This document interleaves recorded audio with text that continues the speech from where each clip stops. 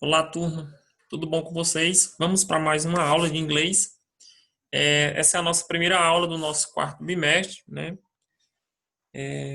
Com fé em Deus, vamos vencer mais essa, né? Da mesma forma, essas aulas remotas. Vamos iniciar o nosso capítulo 7, né? A nossa unidade 7. E nesse capítulo, vamos falar, tem um texto base de abertura que remete aí ao uso da tecnologia, né? E, sobretudo, a mensagem de texto, né? Com a tecnologia, né? O surgimento da tecnologia, houve a necessidade de uma comunicação cada vez mais rápida. E aí, de tanto circula, né, nas redes sociais, a ideia de abreviações, né? E palavras até por grupo de pessoas, né? Por jovens, foram modificando a forma de comunicar. Lembrando que isso é aceitável, né, dentro desse mecanismo, dentro desse meio tecnológico, mas que, gramaticalmente falando, a gente não pode limitar-se a uma produção de texto, né, um advento do vestibular com essas abreviações. Então, tem que ter umas certas limitações e observar em qual contexto eu posso utilizar, linguisticamente falando, esse tipo de escrita, né? Abreviações, como VC, o não com aquele N, né? O para, só o P. Então, nesse universo da tecnologia, das redes sociais, é sim, até mesmo pela questão lógica, né? A rapidez na hora de escrever-se, eu posso utilizar. Porém, sempre lembrar da forma erudita da língua, né? A forma gramatical corretamente toda essa parte lexical da língua, beleza? Bom, então vamos lá. A nossa aula de hoje, nós vamos fazer a leitura e compreensão do texto, né? Esse texto, o texto message vai estar lá na página 38 e 39 do nosso livro de inglês. Vocês vão fazer a leitura e compreensão. Não tem a necessidade de vocês traduzirem. Façam uma análise do texto que dá para a gente resolver as questões seguintes, que está bem simples também, ok? Nessa unidade, né, falando um pouco da questão da gramática, a gente vai abordar aí uma categoria de verbos que é particular da língua inglesa, que é os modal verb, os verbos modal, né? E aí a gente vai estar também vinculando a essa unidade, ok? Bom, então vocês vão fazer a leitura. Essa tradução não precisa vocês passarem para o caderno, façam uma leitura. Se precisar traduzir, observem no tradutor e não precisa vocês enviarem a tradução, certo?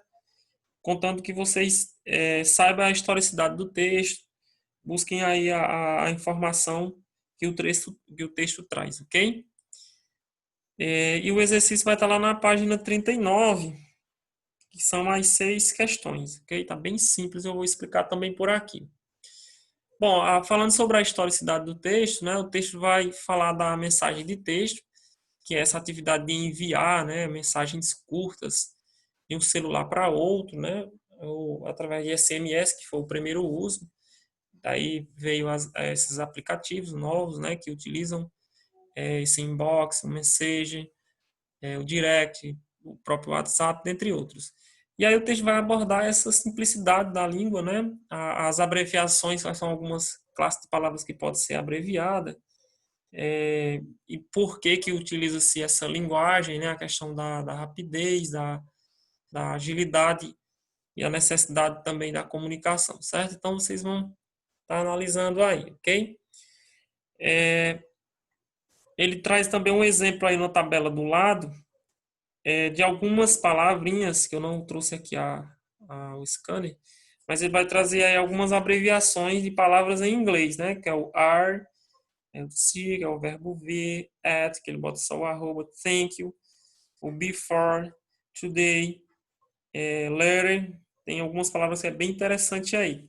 Então tá uma tabelazinha aí. Como nós temos as nossas, né, as nossas abreviações, na língua inglesa também eles utilizam esse recurso também na hora de escrever essas mensagens rápidas, beleza? Bom, então, sem mais delongas, o exercício vai estar aqui a primeira questão. Vocês, ele faz a pergunta, vocês vão marcar apenas uma alternativa, né? Text messages, ou seja, mensagem de texto e aí vocês vão buscar a alternativa que corresponde à pergunta, né? De acordo com o texto. A 2 aqui, ele vai abordar o seguinte,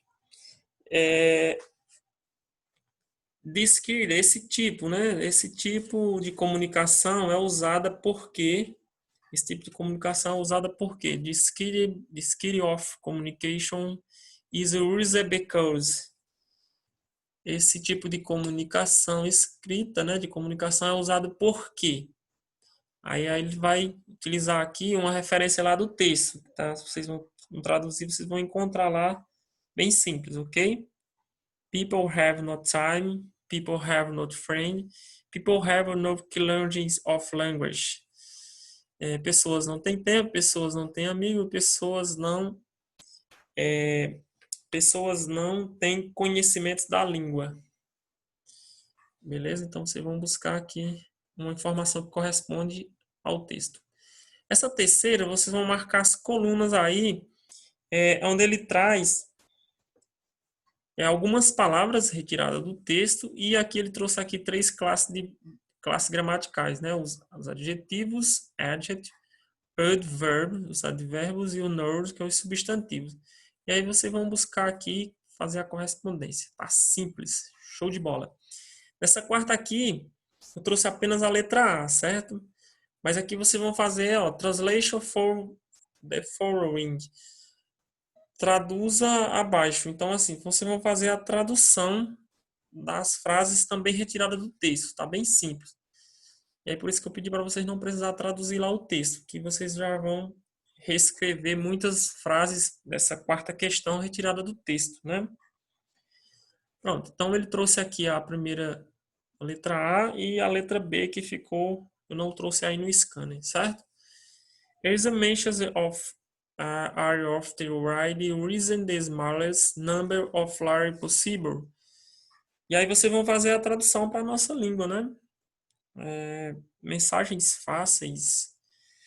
Mensagens fáceis are often são frequentemente escritas usando o menor número de palavras possíveis. Mais ou menos nesse contexto aí, certo?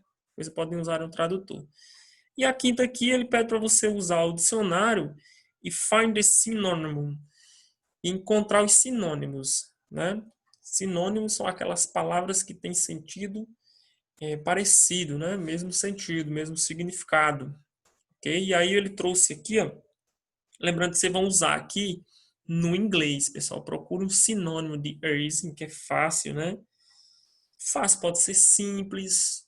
Acho que a primeira palavra que vem na cabeça aqui é simples. Fácil é uma coisa simples. Simples todo mundo sabe escrever. É simple, né? A mesma escrita. Só muda o som do L pipocado no inglês. Make, que aqui é o verbo criar, né? No sentido de fazer, no sentido de construir, né? Often, que seria aí frequente, né? Frequente. E omit, que é omitir. E stand, que é como fosse estante. E rising, que é aumento, elevação, rising, aumento. Vai estar nessa ideia de aumento. Lá no texto tem também, vocês vão buscar, ok? Então, aí vocês vão fazer o quê? Procurar um sinônimo no inglês. Procura uma palavra que seja sinônimo dessas daí, em inglês, certo? Não é em português. E essa sexta aqui, vocês vão escrever do texto, retirar lá do texto, né? Um modal verb, um verbo modal. Verbo modal são aqueles que acompanham a unidade de possibilidade, certo? Vamos estudar o capítulo, dá uma olhadinha lá na página seguinte, na 40, que vocês vão já começa a ler o conceito de verbo modal, ok? Aí vocês buscam lá no texto. Se não encontrar, não tem problema. A gente tira a dúvida lá no nosso horário, ok? Aqui é um verbo no particípio, né? Essa aqui a gente já viu nos tempos verbais a exigência do verbo no particípio para fazer lá o present perfect, o present past, né? E aí a gente precisava lá do verbo no particípio, ok? Um advérbio na letra C e uma preposição na letra D. Ok, pessoal? Bom, então é isso. Vou ficando por aqui. Se gerar alguma dúvida nas questões, a gente tem lá 1 hora disponível no WhatsApp para tirar todas as dúvidas, certo? Ok? Aguardo vocês por lá. Isso aí, um abraço. Fiquem com Deus.